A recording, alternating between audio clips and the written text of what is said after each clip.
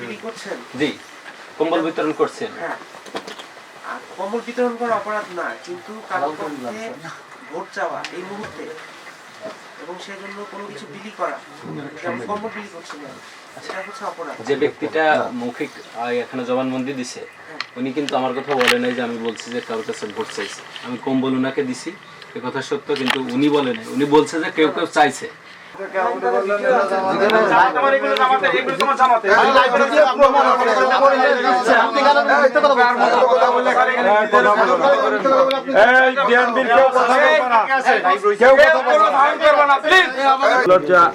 Magistrate আদালতে নেওয়া হবে, ওখানে হিয়ারিং হবে। ওনারা যদি প্রমাণ করতে পারে যে ওনারা নির্দোষ, ছাড়া পাবে।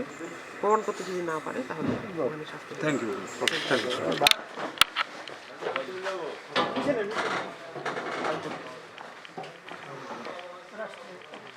আমি তানজির রহমান সুহাগ, মোহাম্মদপুর উপজেলা যুবদলের একজন কর্মী।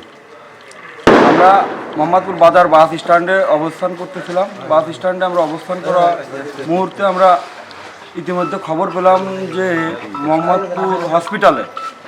মোহাম্মদপুর উপজেলা স্বাস্থ্য কমপ্লেক্সে জামাতে ইসলামের পক্ষ থেকে কম্বল বিতরণ করতেছে এমবি বাকের সাহেবের পক্ষ থেকে। এই তথ্য মতে আমরা তাড়াতাড়ি বাস স্ট্যান্ডে আমাদের দলীয় ছেলেপেলে আমরা যে কয়জন ছিলাম, আমরা সবাই দ্রুত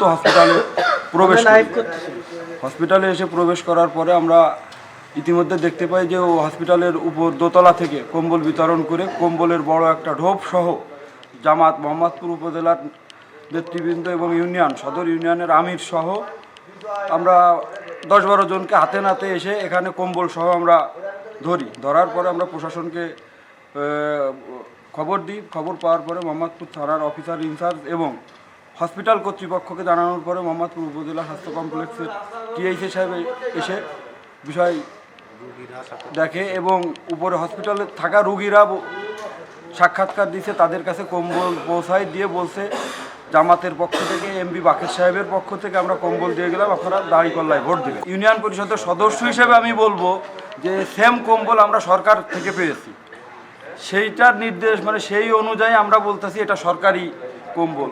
এখন এটা সরকারি না তাদের ক্রয়কৃত, সেটা তদন্ত সাপেক্ষে দেখতে হবে।